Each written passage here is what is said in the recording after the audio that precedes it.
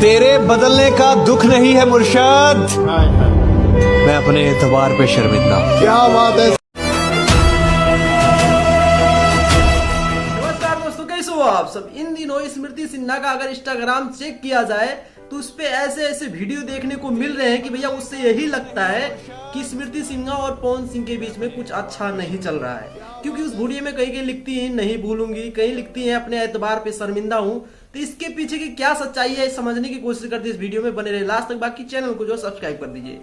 आप सबको पता है कुछ आज से 1 महीना पहले पवन सिंह के बीच और स्मृति सिन्हा के बीच बहुत अच्छा चल रहा था। हर एक गाने में, हर एक एल्बम में, बोलबम के सॉन्ग में, सब में नजर आती थी। आप सबको पता है ताड़ी से साड़ी में, उसके बाद में बोलबम तक तो सब ठीक था। उसके बाद में बोलबम के बाद में अचानक से जो है स्मृति सिन्हा और पवन सिंह का गाना आना बंद हो गया है।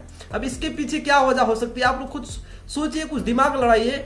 इसका मतलब है जो पवन सिंह और स्मृति सिन्हा का जो रिलेशन था, जो एक टाइम पे चल रहे थे, वो कहीं ना कहीं जो है हो चुका है खत्म। इसीलिए ऐसा हो रहा है क्योंकि उस टाइम पे अगर इंस्टाग्राम आप चेक करो स्मृति सिन्हा का तो बहुत अच्छा पोस्ट डालती थी। लेकिन जब से ये सावन के बाद अगर उनका जो इंस्टाग्राम चेक करो तो वहां पे वो सैड जो है वीडियो डालती है, सैड पोस्ट डालती है। इसे यही समझ सकते हैं हम लोग कि भैया कहीं ना कहीं पवन सिंह ने स्मृति सिन्हा को धोखा दे दिया है। और वो लोग बताते थे हम लोग सिर्फ दोस्त हैं और दोस्त की वजह से हम लोग जो है कोई इसमें विवाद करने की जरूरत नहीं है, सिर्फ और सिर्फ दोस्त हैं। तो भैया ये हमेशा होता आया है। जो खेसारी लाल यादव से पंगा लिया है उसके बाद में पवन सिंह के बाद गया है, तो पवन सिंह भाई एक टाइम के बाद उनको छोड़ दिए हैं। चाहे वो अक्षरा सिंह हो, चाहे स्मृति सिन्हा हो, चाहे काजल राघवानी हो, कोई भी हो, उनके साथ हमेशा ये होता आया है। और यहाँ से यही हम लोग प्रेडिक्शन लगा सकते हैं कि यही हो सकता है कि सावन की बात जो देखा जाता है कि पवन सिंह के साथ में उनका गाना आना बंद हो गया। जितने भी गाने अभी आ रहे हैं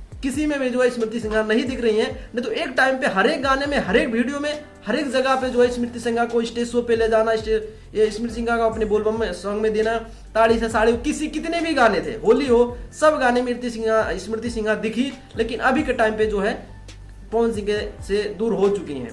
तो इससे हम लोग यही अंदाजा लगा सकते हैं कि पवन सिंह और स्मृति सिन्हा का जो रिलेशनशिप है, जो उनके बीच जो चल रहा था, वो जो उनके बीच जो दोस्ती यारी थी, वो अब नहीं है, वो टूट चुकी है। इससे यही अंदाजा लगा सकते हैं हम लोग। कोई भाई अब हो सकता है इत्तेफाक भी हो सकता है, लेकिन मेरे हिसाब से जो है यही है। क्योंकि यार देवी गीत इतने आए, किसी भी देवी गीत में स्मृति सिन्हा ना दिखे ऐसा नहीं हो सकती है। होली में आई, होली में आती है, उसके बाद में सावन गीत में आती है, उसके बाद में एल्बम में आती है, और अचानक से जो है नवरात्र में गायब हो जाती है।